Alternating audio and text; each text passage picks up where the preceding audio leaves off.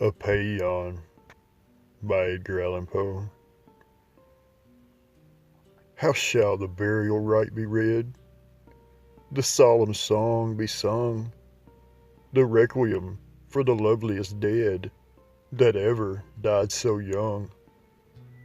Her friends are gazing on her and on her gaudy bier, and weep, oh, to dishonor dead beauty with a tear. They loved her for her wealth, they hated her for her pride, but she grew in feeble health, and they love her that she died.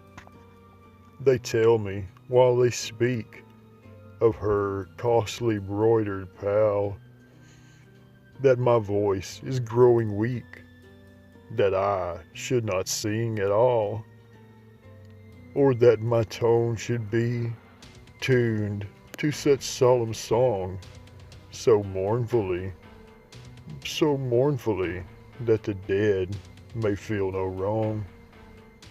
But she is gone above, with young hope at her side, and I am drunk with love of the dead who is my bride, of the dead, dead who lies, all perfumed there, with the death upon her eyes and the life upon her hair.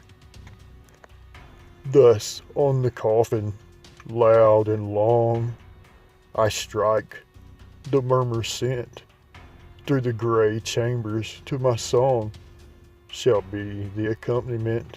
Thou diedest in thy life's June, but thou didst not die too fair. Thou didst not die too soon, nor with too calm an air. From more than fiends on earth, thy life and love are riven to join the untainted mirth of more than thrones in heaven. Therefore, to thee this night I will no requiem raise, but waft thee on thy flight with a paean of old days.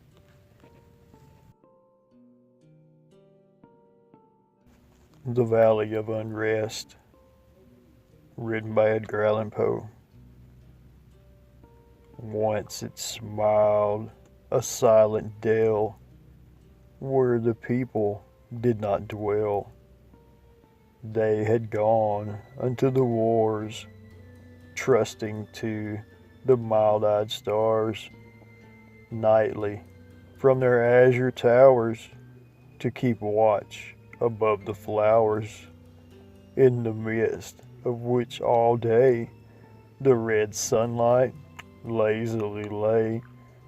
Now each visitor shall confess the sad valley's restlessness.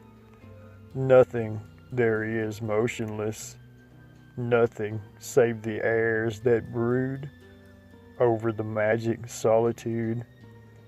Ah, by no wind are stirred those trees that palpitate like the chill seas around the misty Hebrides.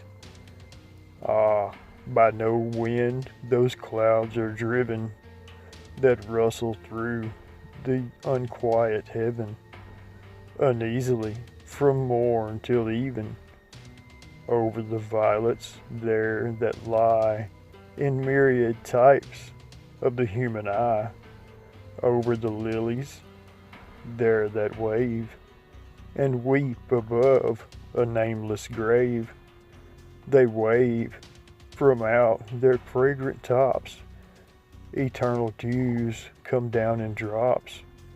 They weep from off their delicate stems, perennial tears descend in gems.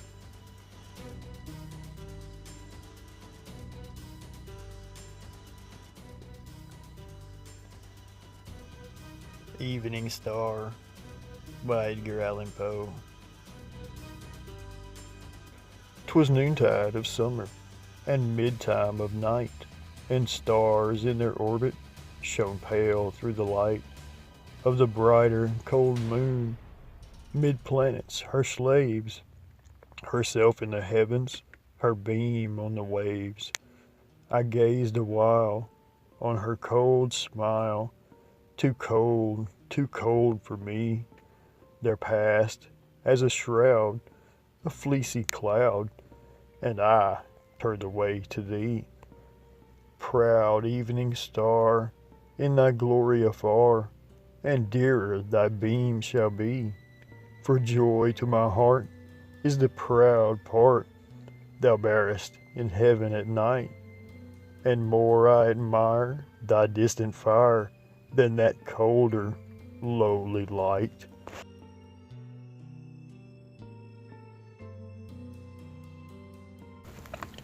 Spirits of the Dead by Edgar Allan Poe. Thy soul shall find itself alone mid dark thoughts of the grey tombstone. Not one of all the crowd to pray into thy hour of secrecy. Be silent in that solitude which is not loneliness, for then the spirits of the dead who stood in life before thee are again in death around thee, and their will shall then overshadow thee. Be still, for the night, though clear, shall frown, and the stars shall not look down from their high thrones in heaven with light like hope to mortals given, but their red orbs without beam to thy weariness shall seem as burning and a fever which would cling to thee forever. Now our thoughts thou shalt not banish, now our visions never to vanish. From thy spirit shall they pass, no more like dewdrop from the grass.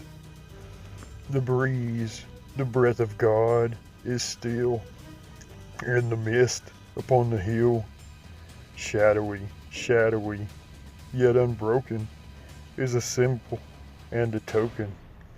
How it hangs upon the trees, a mystery of mysteries.